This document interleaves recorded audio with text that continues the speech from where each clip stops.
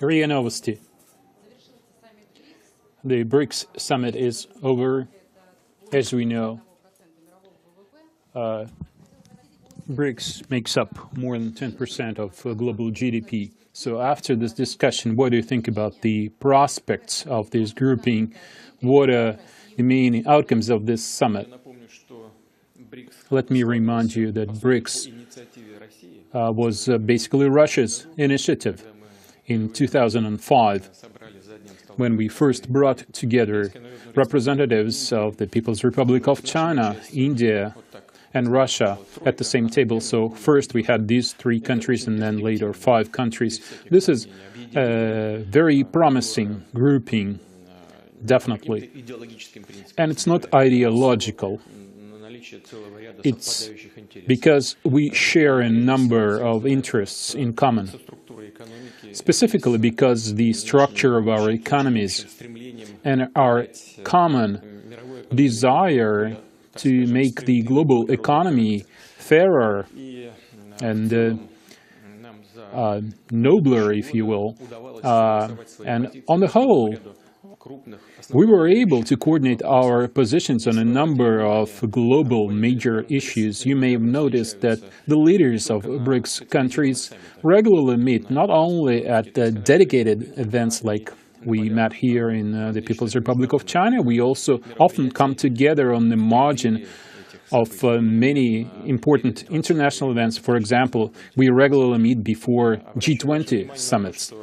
I'd like to point out that we've set up a new development bank. It's already operational. You may have noticed I mentioned this at the expanded meeting and at the Business Council meeting. Russia has received funds for 3 projects, the Volga project, the judicial system project, building infrastructure, court buildings, and digitalizing the judicial system in Russia. And there are some other very interesting and promising projects. They may not be large-scale projects, but they're still very interesting for Russia. And these are just the first steps. We've launched the reserve currency pool. We facilitate contacts between our businessmen. And there is the Business Council working quite intensely, supporting Russia's initiatives, among others. We also discussed the issue of women's entrepreneurship. I think this is important. People support business women around the world, and there are some other interesting and promising initiatives as well. So I think that this grouping will work efficiently in the future as well. The Chinese presidency was able to preserve everything we've achieved up to this point, including what we did together in Russia when we met in Ufa. And also China came up with some new ideas. So this was a successful summit. And the leaders of outreach countries, developing markets from various parts of the world were also involved. I would like to congratulate our Chinese friends. This was definitely a major success. Next question. Interfax. Mr. Putin, you had a lot of bilateral meetings on the margins of this summit. For example, you met with the Egyptian president and you met with many other leaders. Could you please tell us more about your bilateral meetings? For example, your meeting with the president of Egypt, did you discuss resuming direct air flights, and did you accept his invitation to visit Egypt and attend the signing of the contract for the nuclear power plant there? And also you talked to the Japanese Prime Minister and to the President of South Korea. Could you please tell us about those meetings as well? Well, if I go into details telling you about all my meetings and telephone conversations, we'll run out of time. So you saw reports about all those bilateral meetings. I started my visit with a bilateral meeting with the chairman of the People's Republic of China. Then, among BRICS countries, I met with the Prime Minister of India. I met with the President of South Africa. Primarily, we discussed our bilateral relations. With each of these countries, we have a very broad agenda, including diverse economic ties. Among outreach countries, what we call outreach countries, countries that are not BRICS members but were still invited to attend, we had the Prime Minister of Thailand. This is a developing economy. It's quickly picking up steam, and we expanded our economic cooperation. You may have noticed that we doubled our imports of resin, fruit, vegetables, and we want to sell our high-tech products on the Thai market as well. So we discussed these matters. Now, with Mexico, again, we have direct interest there. For example, Lukoil has 4 projects they want to implement in the Gulf of Mexico. 3 of these projects will be implemented together with the French partners, and there's 1 independent project. We also sell Sukhoi Superjet aircraft. They sell quite well in Mexico.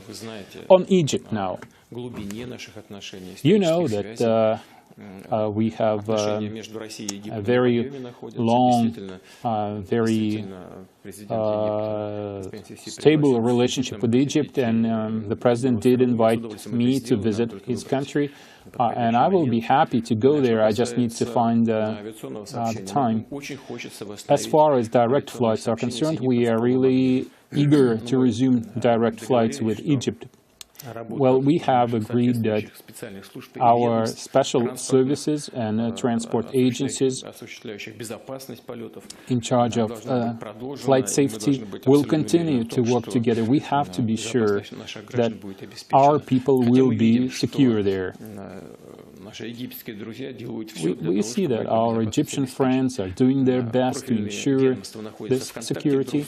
Well, our agency keep working together. They still have some little issues to iron out, and I really hope that soon we'll be able to resolve all those issues. And I had some telephone conversations as well. Well, both telephone conversations with Prime Minister Abe and the President of South Korea were due to the nuclear test in North Korea. Well, we've agreed to continue this discussion when we meet personally tomorrow. The President of South Korea and the Prime Minister of Japan will arrive in Vladivostok to attend the Eastern Economic Forum, and we'll discuss these issues there in more detail. Russia TV, one of the things that was discussed the most in the recent days as the U.S. steps to seize Russian property, Russian diplomatic missions. Could you please comment on the situation? Is Russia going to respond to that, and how? Right. Well, the thing is, we have agreed with our partners that the number of our diplomatic staff in Russia and in the U.S. should be parity-based. There were about 1,300 U.S. diplomats working in Russia, and we had over 400. So we decided to make those numbers equal. It's now 455 on both sides. And this number, 455 diplomatic workers, our workers working in the U.S., we included 155 staff working at the UN. Strictly speaking, these are not our diplomats accredited with the U.S. Department of State. No, they're diplomats working at an international organization. When the United States wanted the UN headquarters to be in New York, they assumed a responsibility to provide everything necessary for this organization. So strictly speaking, if we want it to be parity-based, it's not 455. You have to subtract 150. So we reserve the right to make this decision. We may reduce the number of U.S. diplomats in Russia even further by 155, but we are not going to take this step right now. We'll see how things proceed first. The U.S. reduced the number of our consulates. They're entitled to make this decision. But the way they did it was clearly inappropriate. It's hard to talk to people who confuse Austria and Australia. Well, there's nothing you can do about it. But that's just the level of political culture there, of a certain part of the U.S. establishment. The U.S. nation, the people of America, America in general, this is really a great country.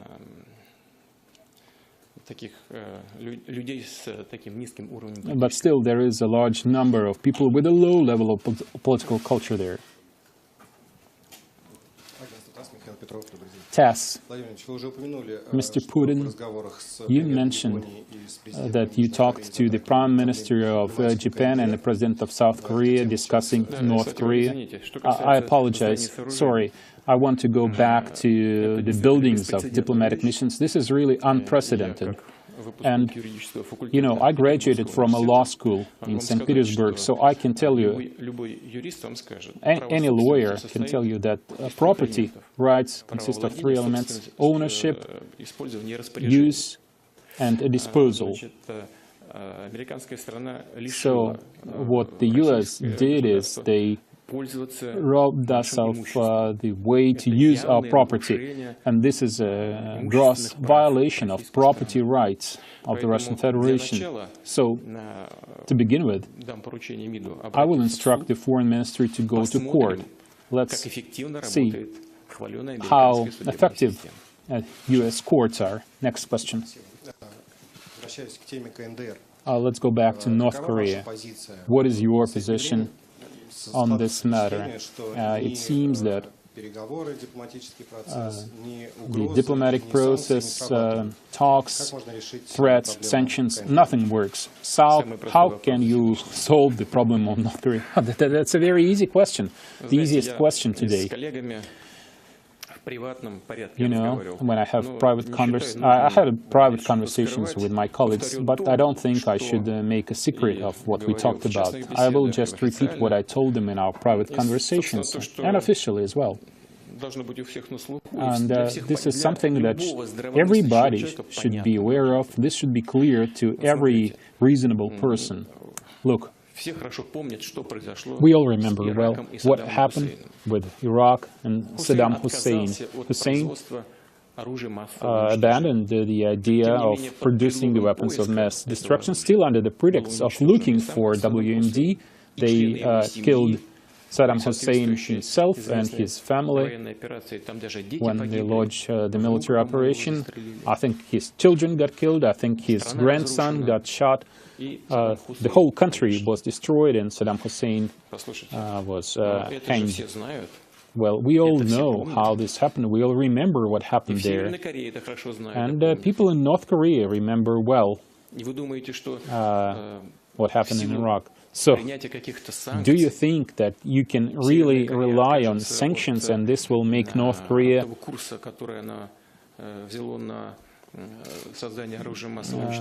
drop the idea of creating the weapons of mass destruction? Russia condemns these aspirations by North Korea. We regard this as provocative intentions, but you also cannot forget what happened in Iraq and Libya. We should remember this as well, and North Korea is not going to forget about this. The use of any sanctions is useless and ineffective. You know, like I told one of my colleagues yesterday, those people, they will eat grass, but they will never abandon their nuclear program unless they feel safe. And how can you help them feel safe? We need to restore international law. We need to strengthen international law. We need to promote dialogue among all stakeholders. We need all the parties involved in this process, including North Korea. We need to help everybody feel secure, not be afraid of being destroyed. All the parties in this conflict should be willing to cooperate. In this situation, under these circumstances, it doesn't make any sense to talk about military action and increased tensions. North Korea has middle-range missiles. North Korea has nuclear weapons, and they also have long-range artillery and multiple launch systems, 60-kilometer range, and using missile defense against such weapons doesn't make any sense. There is no way there is no defense against long-range artillery and multiple launch artillery systems today, and you can't find all those guns. So promoting military solution will not produce anything good. This can cause huge catastrophe and massive loss of life. There is no alternative to peaceful diplomatic resolution of the North Korea issue. Next question. Российская газета. To continue with North Korea, the U.S. says they want tougher sanctions and they want Russia to join those sanctions. How could you comment on this? Just recently, the U.S. imposed sanctions on North Korea, Russia, and Iran. Right. This is ridiculous, at least ridiculous, putting us on the same board with North Korea and then to ask us help them with sanctions they want to impose on North Korea. Well, these are people who cannot differentiate between Austria and Australia, and then they go to the president and they want tougher sanctions. They want to work with Russia, imposing sanctions together on North Korea. But it's not like we want to make jokes about this or that we are offended. Our position on this issue, just like on every other issue, is principled. It's not just that we don't want to be on the same list with North Korea, even though this is ridiculous. This doesn't make any sense. No, that's not the point. The reason, and actually, the Russian Foreign Ministry has said as much. I think that sanctions, the sanction regime has been exhausted. It doesn't work. It's ineffective. And in addition to that, there is the humanitarian aspect. Whatever we do about North Korea, the North Korean government is not going to change their policy, whereas people, millions of people will suffer. And with Russia, of course, there's nothing here to talk about, because we don't have any trade with North Korea. I just checked with the energy minister. 40,000 tons is how much oil and petrochemical products we export to North Korea quarterly. We have over 400 million tons we export 400 million tons. And what goes to North Korea is just 40,000. This is like zero. This is nothing. And none of our major companies works with North Korea. It's zero, nothing. That's number one. Two, labor force. We have about 30,000 North Koreans working in Russia. Is this significant? No, again, this is like nothing, zero. Should we leave these people without sustenance? And we need labor anyway. So there is nothing here to talk about. So, sanctions. Just like the foreign ministry said, this way has been... Of course, we can look at it, we can consider certain details, so we'll keep working. We work together with all the parties involved. We are one of the authors. Well, at least we helped coordinate the resolution that has been adopted, and we comply with the existing resolution. Next question. Zvezda TV. Eastern Ukraine. The Kyiv government says that they want to see UN peacekeepers in eastern Ukraine. President Poroshenko talks a lot about this, and they say that if Russia vetoes this decision in the UN Security Council, they can still push it through at the UN General Assembly. What do you think about this idea? No, they can't do this through the General Assembly,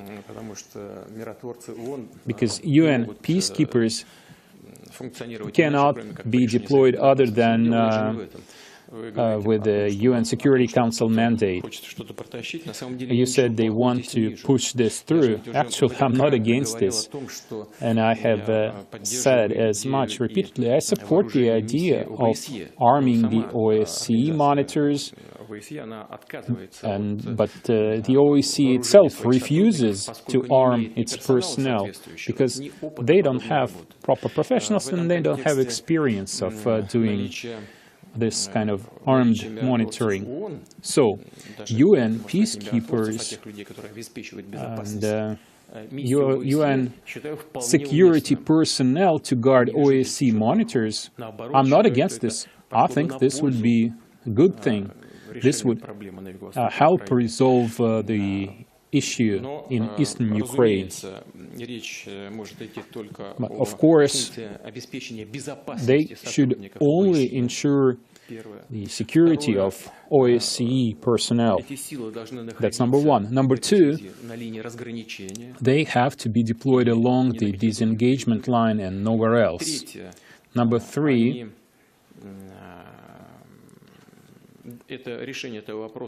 this matter has to be, this can only happen after heavy weapons are pulled back and disengagement is enforced.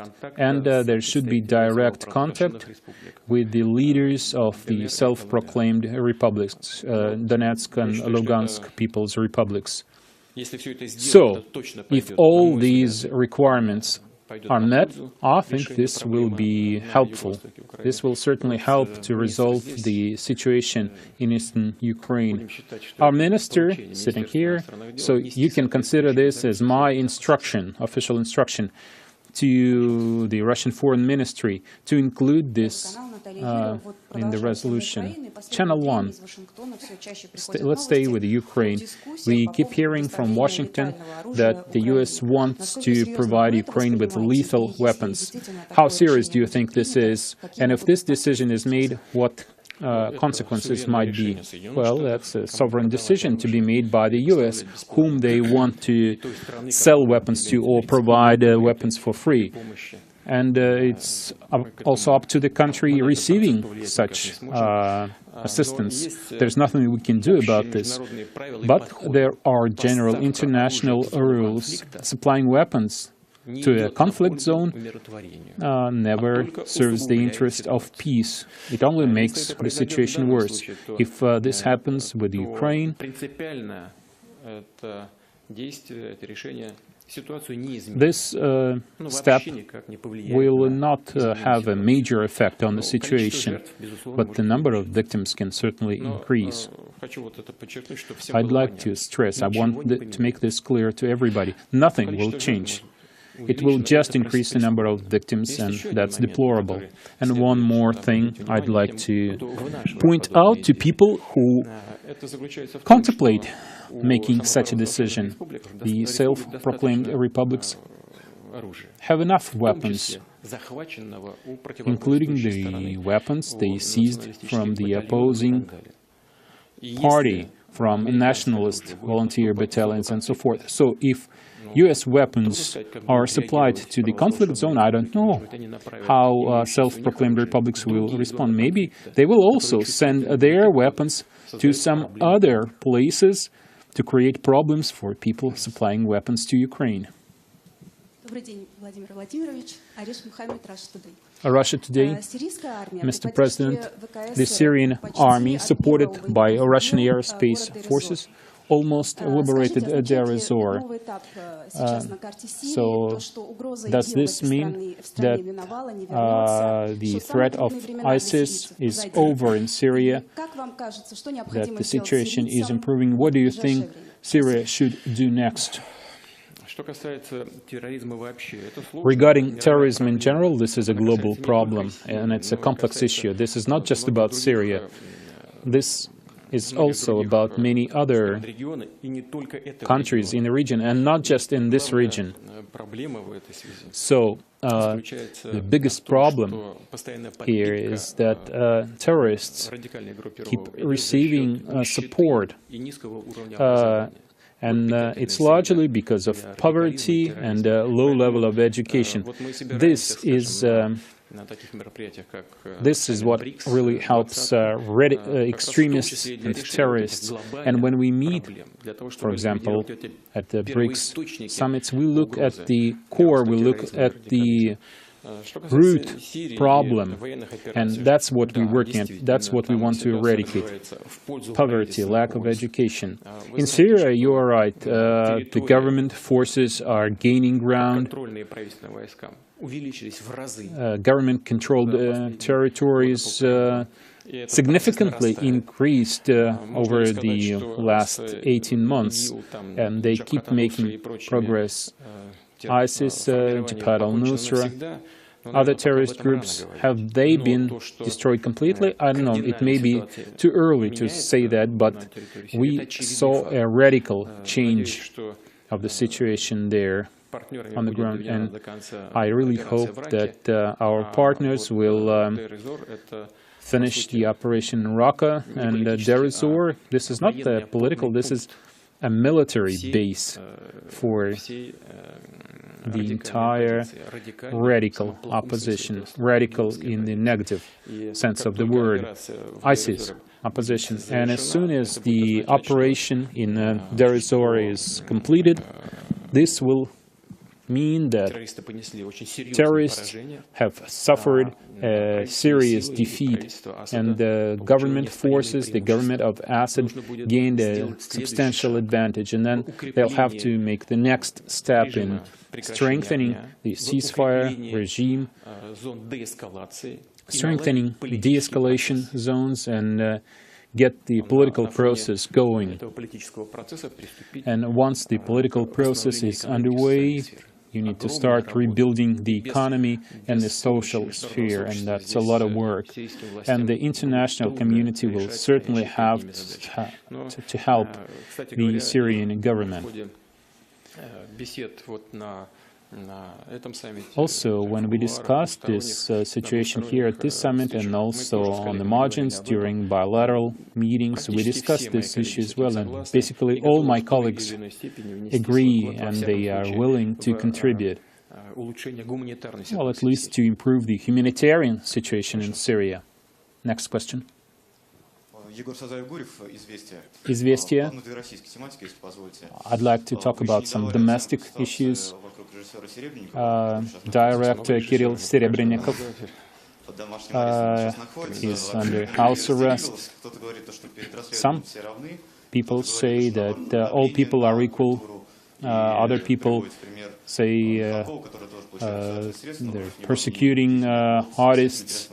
So what do you personally think about this whole situation? You know, if we talk about culture, just like with all the other areas, law enforcement agencies always monitor how people spend government funds.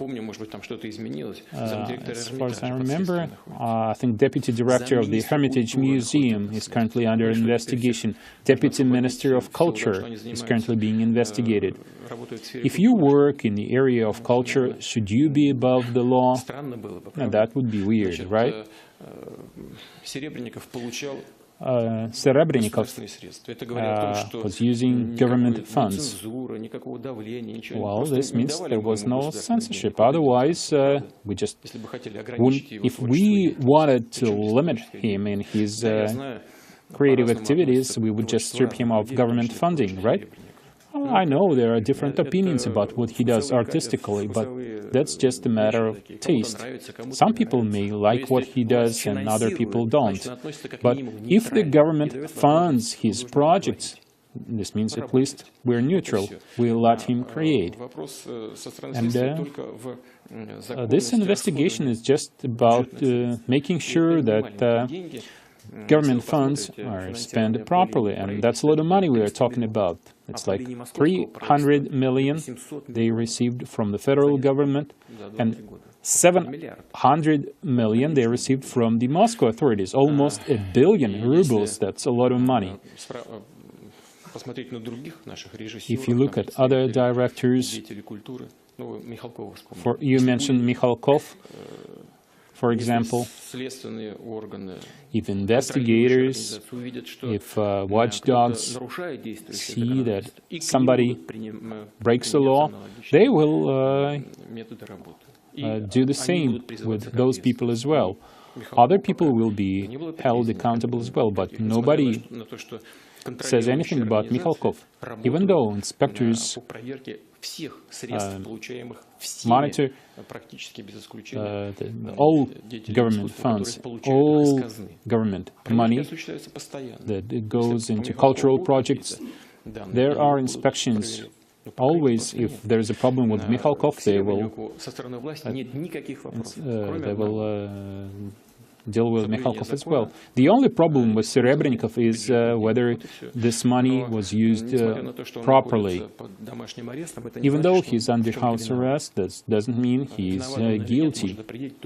It's up to the court to decide whether he's guilty or not. So I hope this investigation will proceed at a fast pace, and the investigation will soon be over, and we'll have to wait and see.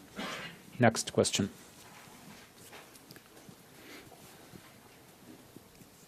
Hello, Mr. President. Komsomolskaya Pravda newspaper.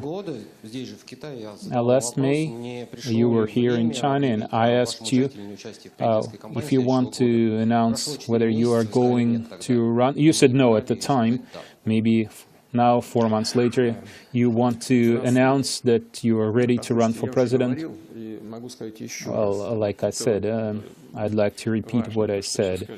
And this is really important. Listen, when you announce presidential campaign, people stop working immediately. I know this from my experience. This happens every time, because people start thinking about the elections.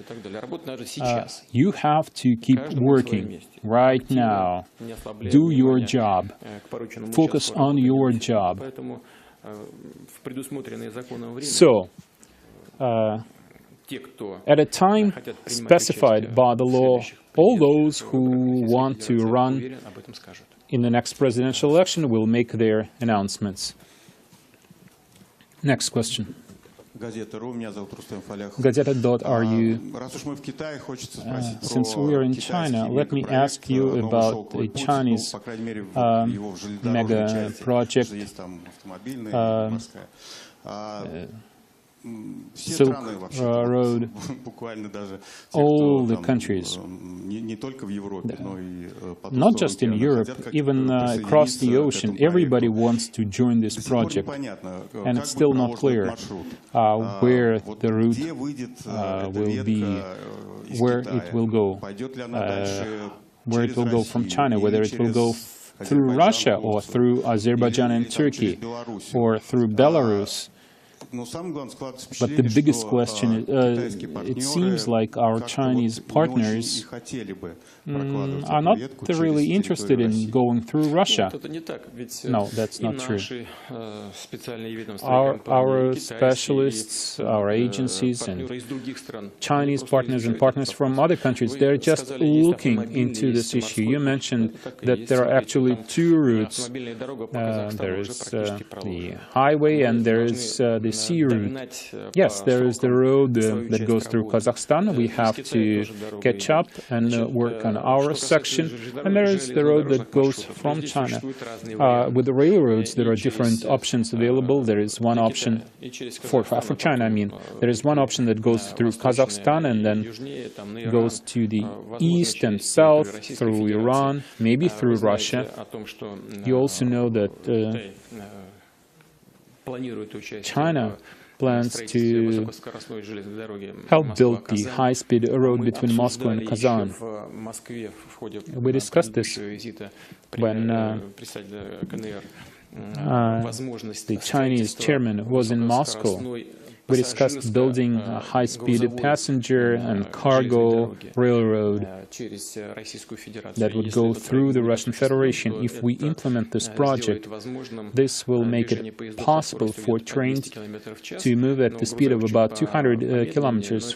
Well, freight trains will be a little slower. This means in 3 or 4 days, you'll be able to deliver your cargo from Asia to, say, Germany, from China to Germany. This is a very promising project, but it requires careful examination and assessment. So there is nothing here to make a secret of, but this will require for experts to look into it and prepare feasibility studies. So we are considering working together on the Northern Sea route as well, and all those things, they're all part of our overall agenda. We're looking at other routes as well, for example, the routes that go from north to south. When I talked to the Indian Prime Minister, we mentioned that the first group of containers from Mumbai have reached St. Petersburg and went back. So these are all practical things. We keep working on all those things on a daily basis. What will be the best option? What will work most effectively? Well, we have to test our systems and then we'll choose the optimum solution. Okay, we're running out of time. Maybe the last question. Bloomberg. I would like to clarify about the United States. Over this period since Donald Trump got elected and you met with him, there is this escalation happening. Are you disappointed with Trump by now? And Foreign Minister representative said recently that not all presidents are able to complete their term of presidency. So are you considering the possibility that Trump may get impeached? And can I ask one more question about domestic issues? See, it's external and internal things together. Because of this situation in Myanmar, there is currently some disagreement between the federal government and Ramzan Kadyrov, the leader of Chechnya. He said that if Russia does not agree with him on Myanmar, he will go against Russia. Do you think it's okay for a regional leader to have a different position on a foreign policy issue? Okay, let me start with your last question. The situation in Myanmar. Well, I don't know, but I think this should have happened after our bilateral meeting with the President of Egypt. The press office had to release a statement about our joint statement, our position, We are against violence, and we urge the authorities to take control of the situation there. Now, what people of Russia may think about Russia's foreign policy, every citizen of Russia is entitled to having his or her opinion on any issue, regardless of their job. Now, regional leaders, again, this applies to them as well. But I assure you, it's not like Mr. Kadyrov is in opposition now, so there's nothing here to talk about. Everything is fine. Don't worry. Now, your question about the U.S. president.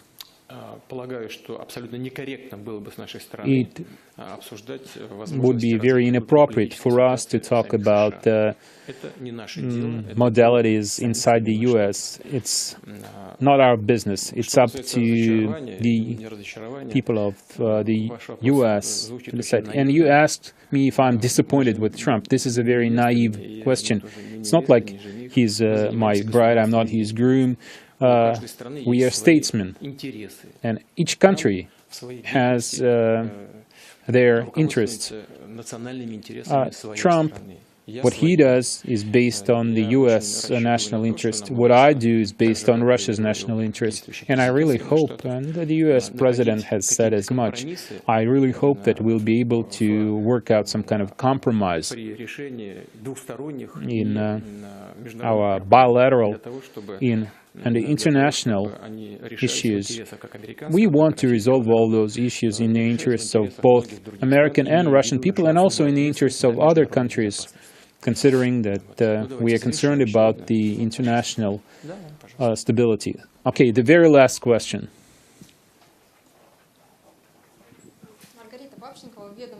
Vedomosti, I want to ask you about the elections, but not about your candidacy, but other possible candidates. There have been reports that there may be a woman running against you. Ksenia Sobchak may run for president. We know that her father did a lot for you and you are grateful to him. So what do you think about this idea, or you think that there may be better candidates among women? For example, Nabiullina. Well, it's not up to me to decide who's the best for the people of Russia as the head of state. People will make their choice at the elections, but according to law, every person can be nominated. Of course, they have to comply with the certain rules, and Ksenia Sobchak is no exception. Of course, I really respect